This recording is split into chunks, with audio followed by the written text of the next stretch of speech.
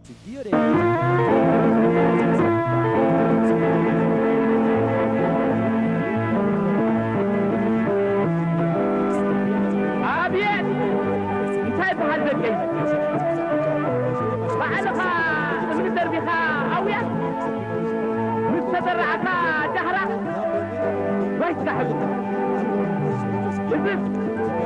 أين يسوي أمرون؟ وأنا سأقول أثناء مسكينهم منديو عشاء سياي اسمه صحابة تحيّر وين اسمه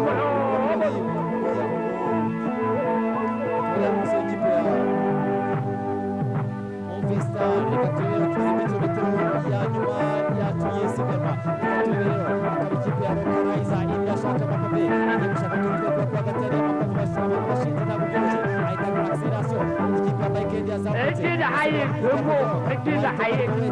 اجد حيك اجد حيك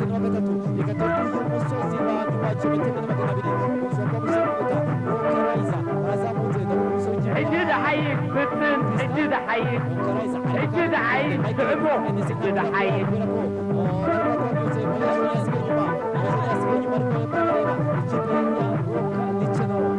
عيون برنا كذبت معاد حديث تجرع سلام معاد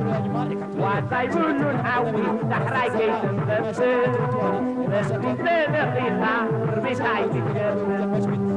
اجد حيك همو اجد حيك اجد حيك بطل اجد حيك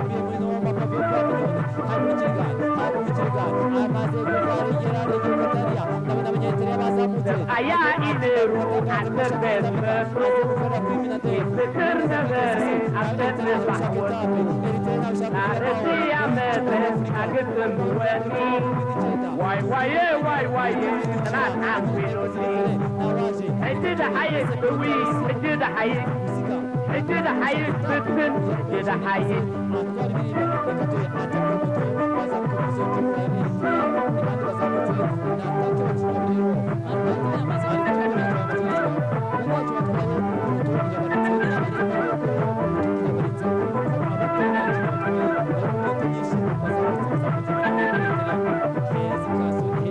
اجد حيث لغمت اجد حيث اجد حيث ابن اجد حيث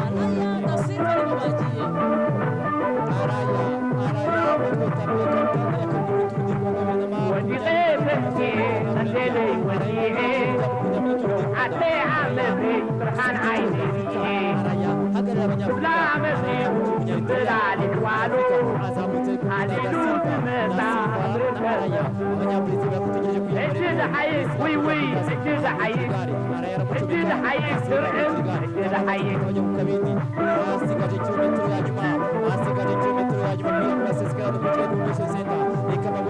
تاريخ الدين أنا توفي بلد نهربت مكان من علي أفضل بويتا حلو مني أفضل بنادو أمرضا بنوزي اجد حيث اجد حيث اجد حيث ترحم اجد حيث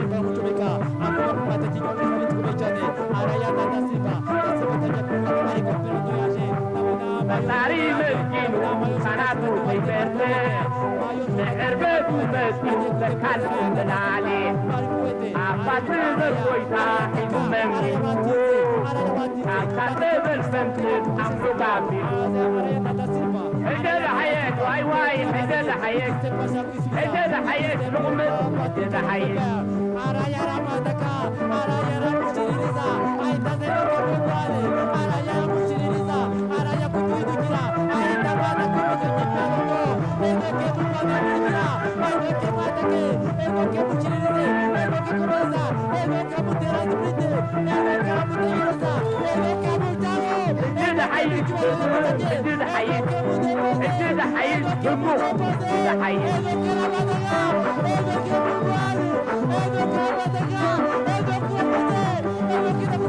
اجد حيك فحفح اجد حيك اجد حيك فحفح اجد حيك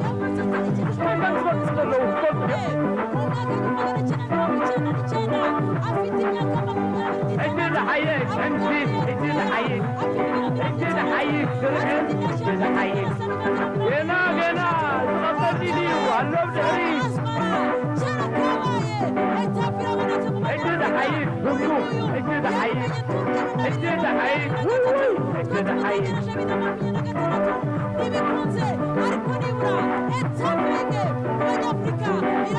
اجد حيك اجد حيك صح اجد حيك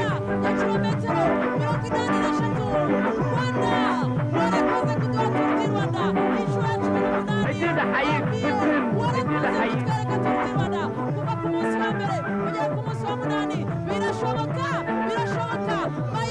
اجد حيك بمو اجد حيك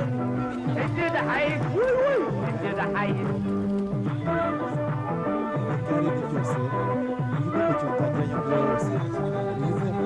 اجد حيك بتن اجد حيك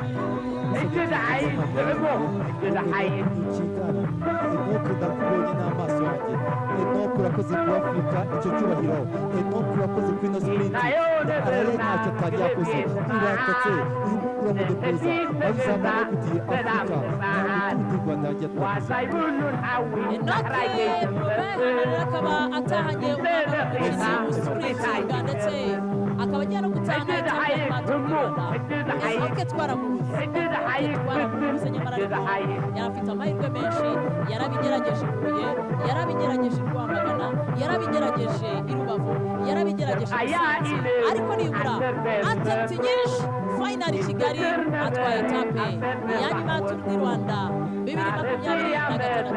Gashema 2026 murakoze cyane اجد حيك بوي اجد حيك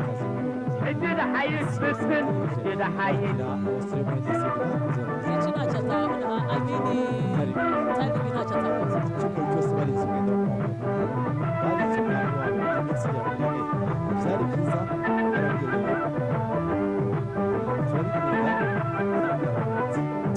nibyo rero umwambaro w'umuhondo ukabusa Kigali اجد حيك لغمر اجد حيك اجد حيك ابن اجد حيك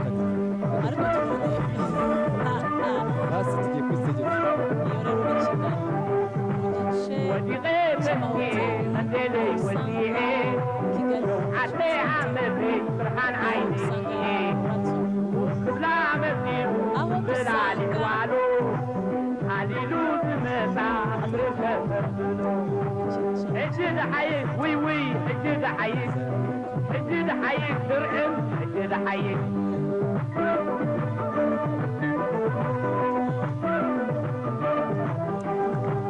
تساري مسكين وقناتو في بنته نهربت inshuro ya مسكين mbere كانوا من علي umuhondo أفاتم الكويتا يقومم يقولو أفاتم النادو أمروغا فينو اجد حيك اجد حيك اجد حيك ترقم rero nabwiye ko اجد حيك ahangaha ni etiyopiya bashakiye mu rwanda gusa turamushimira iyi ni inshuro ya mbere تساري مسكين وقناتو في بنته نهربت مسكين كانوا من علي أفاتم الكويتا يقومم يقولو ayo shuri rero أفاتم الفنسل أمروغا ibitse فينو mu gihugu cy'ubwongereza اجد حيك واي واي اجد حيك اجد حيك لغمت ibitse mu اجد Bufaransa حيك ikaba igera mu gihugu cy'Ubudage ngaba rero abakinnyi bose tubashimire 65 basoje Tour du Rwanda kuko byari bigoye reka dutangaje Enoch, once again, congratulations. You just did that. Before we go into the question and stuff, tell me how are you feeling right اجد now حيك being the winner of today's اجد stage? حيك اجد حيك همك اجد حيك This week I really don't feel good because we just got the victory as a team. اجد حيك صح اجد حيك So for me this week, اجد حيك I'm صح very motivated اجد this حيك morning. I already told the team in the morning I want to win this stage.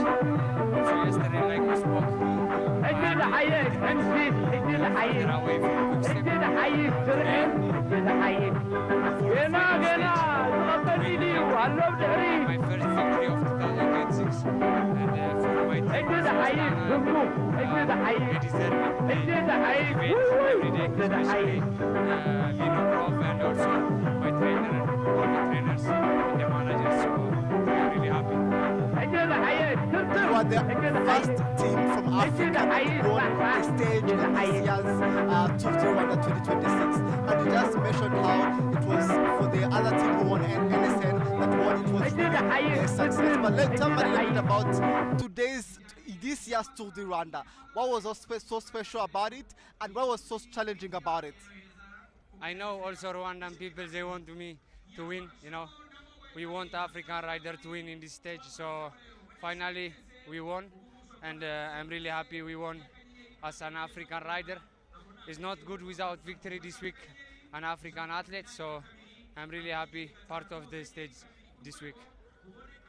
Yeah, you did a last attack that we want to go inside and we show you how it was. And may you please react to it and tell me a bit about